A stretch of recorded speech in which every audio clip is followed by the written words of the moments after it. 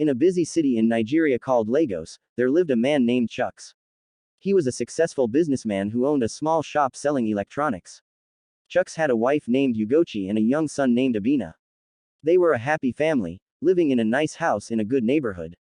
Every day, Chuks would wake up early, kiss his wife and son goodbye, and drive to his shop. He worked hard to provide for his family and make sure they had everything they needed.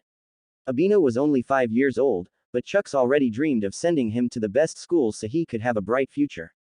One day, as Chuks was driving to work, something terrible happened. A large truck coming from the opposite direction suddenly lost control. Before Chuks could react, the truck crashed into his car. The impact was very strong, and Chuks's car flipped over several times before coming to a stop. People nearby rushed to help. They called for an ambulance and the police. When the ambulance arrived, they found Chuks unconscious and bleeding. They quickly took him to the hospital. At the hospital, doctors worked hard to save Chuks's life. He had many injuries, including a serious head injury. Ugochi was at home with Obinna when she got the call about the accident. She was very scared and worried. She asked her neighbor to watch Obinna and rushed to the hospital. When she got there, the doctors told her that Chuks was in a coma. They didn't know when or if he would wake up. For weeks, Ugochi sat by Chuks's bedside, praying for him to wake up. She brought Obinna to visit sometimes, but it was hard for the young boy to understand why his father wouldn't wake up or talk to him. Ugochi had to be strong for both of them. Finally, after 2 months, Chuks opened his eyes. Ugochi was overjoyed. She thought everything would be okay now. But when she tried to talk to Chuks, she realized something was very wrong. He didn't seem to recognize her. He looked confused and scared. The doctors did some tests and gave Ugochi bad news. They said Chuks had amnesia because of his head injury. He had lost all his memories. He didn't remember his name, his family, or anything about his life. The doctors said they didn't know if his memories would ever come back. Ugochi was heartbroken. She tried to help Chuks remember, showing him pictures and telling him stories about their life together. But nothing worked. Chuks just looked at her with confusion, like she was a stranger. As days passed, Chuks became more agitated. He didn't want to stay in the hospital. He kept trying to leave. The doctors said they couldn't keep him there against his will. They gave him some medicine to help with his headaches and told Ugochi to take him home. At home, things were very difficult. Chuks didn't recognize the house or understand why he was there. He was scared and confused. He would wander around, touching things like he had never seen them before. Sometimes he would get angry and shout, which scared Obinna. Ugochi tried her best to help Chuks, but it was hard. He didn't want to take his medicine. He didn't want to wear nice clothes. He started to look messy and unkempt. Sometimes he would leave the house and wander the streets, and Ugochi would have to go find him and bring him back. As weeks turned into months, Ugochi became very tired and sad. She had to take care of Obinna, try to help Chuks, and also run the electronics shop to make money. It was too much for her. She started to lose hope that Chuks would ever get better. One day, Chuks left the house early in the morning before Ugochi woke up. She looked everywhere for him but couldn't find him. She was very worried. She called the police, but they said they couldn't do much unless he was missing for a longer time. Days passed, and there was no sign of Chuks. Ugochi was scared something bad had happened to him. She put up posters with his picture around the neighborhood, hoping someone would see him and call her. Meanwhile, Chuks had wandered far from home. He was confused and didn't know where he was or where he was going. He walked for many hours until he reached a part of Lagos he had never been to before. As night fell, Chuks found himself in a busy market area. He was hungry and thirsty, but he had no money. He saw some people throwing away food from a restaurant and went to pick it up. Some people saw him and shouted at him, calling him a madman. Chuks was scared and ran away. He found a quiet alley and slept there for the night. When he woke up the next morning, he was dirty and his clothes were torn. He looked like the homeless people he saw on the streets. For the next few months, Chuks lived on the streets. He forgot about his past life completely. He didn't remember he had a home or a family. He just wandered around, eating what he could find and sleeping wherever he could. People in the area started to recognize him. They called him the madman because he looked messy and sometimes talked to himself. Some people were kind and gave him food. Others were mean and chased him away. Back at home, Ugochi was very sad. She had to tell Obinna that his father was gone. Obinna was only 6 years old now, and he didn't really understand. He just knew that his dad wasn't there anymore and his mom was always sad. Ugochi had to work hard to keep the electronics shop running. She hired someone to help her, but business was not as good as when Chuks was there. She worried about money and how she would take care of Obinna. Time passed, and life went on. Obinna grew older and started school. Ugochi did her best to be both mother and father to him. She told him stories about Chuks, showing him pictures so he wouldn't forget his father. 5 years went by. Obinna was now 11 years old. He was a smart boy who did well in school. He helped his mother at the shop sometimes. He missed having a father, but he was used to it being just him and his mom. One day, something unexpected happened. Chuks's old friend, Chitty, came to visit the shop. Chitty had moved to another city years ago and hadn't heard about what happened to Chuks. When Chitty arrived at the shop, he was surprised to see Ugochi running it alone. "Where is Chuks?" he asked. Ugochi's eyes filled with tears as she told Chitty the whole story, about the accident, Chuks losing his memory, and then disappearing. Chitty was shocked and sad to hear what had happened to his friend. "I can't believe it," Chitty said. "Chuks was such a good man. I'm so sorry this happened to your family." Ugochi thanked Chitty for his kind words. She showed him a recent picture of Obinna, and Chitty was amazed at how much the boy had grown. They talked for a while, remembering old times with Chuks. As Chitty was leaving, he promised Ugochi he would keep an eye out for Chuks. "You never know," he said. "Maybe I'll run into him somewhere. Lagos is a big city, but stranger things have happened." Ugochi thanked him, but she didn't have much hope. After 5 years, she had almost given up on ever seeing Chuks again. A few weeks later, Chitty was in a different part of Lagos for work.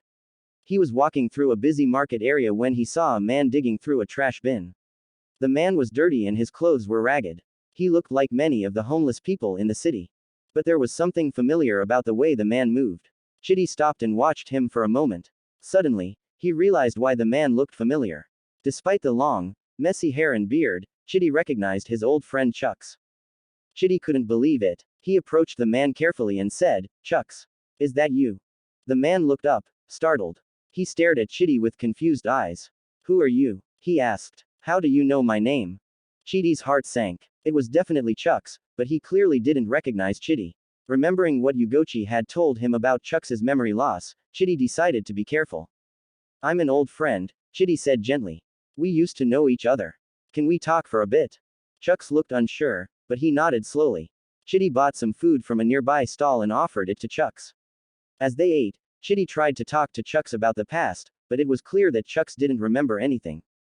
Chitty didn't want to scare Chuks away, so he didn't push too hard. Instead, he asked Chuks if he needed any help. Chuks shook his head. "I'm fine," he said. "This is my home now."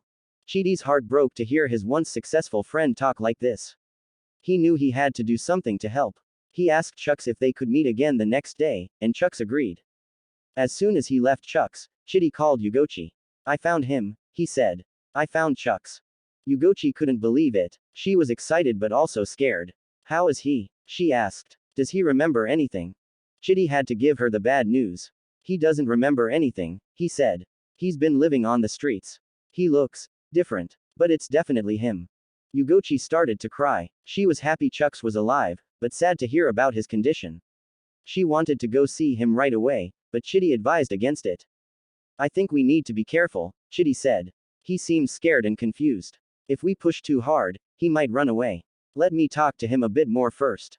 Ugochi agreed, even though it was hard for her to wait. Chitty promised to meet Chuks again the next day and to keep Ugochi updated. The next day, Chitty went back to the market. He found Same in the same place. This time, he brought some clean clothes and offered them to Chuks. Chuks was suspicious at first, but he accepted the clothes. Over the next few days, Chitty visited Chuks every day. He brought food and talked to Chuks about simple things. Slowly, Chuks started to trust Chitty. He would wait for Chitty to come and seemed happy to see him. After a week, Chitty decided it was time to try something. He brought a photo of Chuks with Ugochi and Obinna, taken just before the accident. He showed it to Chuks. "Do you recognize anyone in this picture?" Chitty asked. Chuks looked at the photo for a long time. He touched the faces in the picture. For a moment, Chitty thought he saw a flicker of recognition in Chuks's eyes. But then Chuks shook his head. "I don't know these people," he said.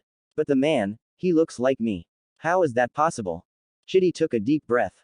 "That man is you," he said gently. "This picture was taken 6 years ago. The woman is your wife, Ugochi. And the little boy is your son, Obinna. Chuks looked shocked. He stared at the picture again, then at Chidi. No, he said. No, that's not possible. I don't have a family. I live here, on the streets. Chidi put his hand on Chuks's shoulder. You had an accident, he explained. You lost your memory. But your family has been looking for you all this time. They miss you very much. Chuks shook his head. He looked scared and confused. I don't remember, he said. I don't know these people. How can I have a family I don't remember? Chidi knew this was a lot for Chuks to take in. He didn't want to push too hard. It's okay, he said. You don't have to remember everything right away. But would you like to meet them? They really want to see you. Chuks was quiet for a long time. Finally, he nodded slowly. Okay, he said. I will meet them. But I'm scared. Chidi assured Chuks that everything would be okay. He called Ugochi and told her he would bring Chuks to the shop the next day. Ugochi was excited but nervous. She asked if she should bring Obinna, and Chidi said yes. He thought seeing his son might help Chuks remember. The next day, Chidi helped Chuks clean up as best he could. He gave him new clothes to wear. Chuks was very nervous as they traveled to the shop. When they arrived, Ugochi and Obinna were waiting outside. When Ugochi saw Chuks, she started to cry. Even though he looked very different, she recognized her husband right away. She wanted to run to him and hug him, but Chidi had warned her to be careful. Obinna, now 11 years old, looked at Chuks with wide eyes. He had only a faint memory of his father, mostly from pictures. Seeing him in person was strange and exciting. Chuks looked at Ugochi and Obinna nervously. He didn't seem to recognize them, but he didn't run away either. Chidi introduced them, reminding Chuks that this was his family. Ugochi spoke first. Hello, Chuks, she said softly. We've missed you so much. Do you remember us at all? Chuks shook his head. I'm sorry, he said. I don't remember. But you look like the people in the picture. Obinna stepped forward. Dad, he said uncertainly. It's me, Obinna, your son. Something flickered in Chuks's eyes when he heard Obinna's voice. He looked at the boy closely. Suddenly, a memory flashed in his mind, a little boy laughing, calling him, Daddy. Chuks gasped. Obinna, he said. I remember your laugh. You used to laugh when I tickled you. Ugochi and Chidi looked at each other in surprise. This was the first real memory Chuks had shown. Obinna's eyes lit up. Yes, he said excitedly. You used to tickle me all the time. Encouraged by this, Ugochi invited Chuks to come inside the shop. She showed him around, hoping it might spark more memories. Chuks looked at everything curiously. Some things seemed familiar to him, but he couldn't quite remember why. As they talked, Ugochi told Chuks stories about their life together. She showed him more pictures and some of his old belongings. Chuks listened carefully, trying hard to remember. By the end of the day, Chuks hadn't recovered all his memories, but he felt a connection to Ugochi and Obinna. He agreed to go home with them instead of going back to the streets. The next few weeks were challenging for everyone.